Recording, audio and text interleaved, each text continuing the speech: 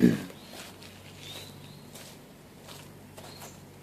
was going to do this video on Allison transmissions issues because this truck I've owned for 11 years has an Allison transmission, and the last 2 or 3 times that has had issues and caused a bunch of problems, it's been electrical, just loose connections. And the last trip was to a dealer trying to get me for a lot of money, saying the mechanicals were bad, and come to find out it was a loose plug. So if you have an Allison automatic and you're having some issues, make sure before you take it into the to the steeler and get ripped off,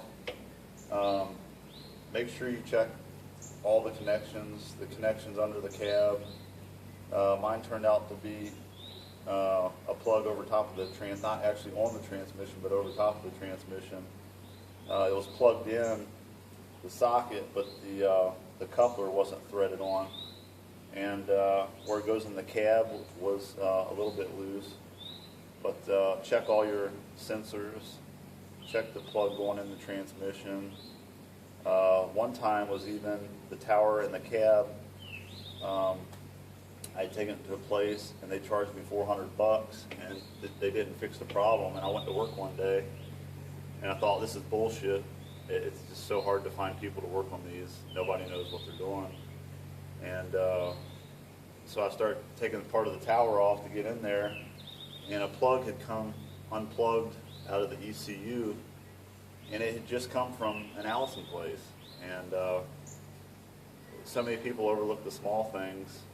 The last 2 or 3 times I've had issues and I've taken it somewhere, paid money, and got basically ripped off.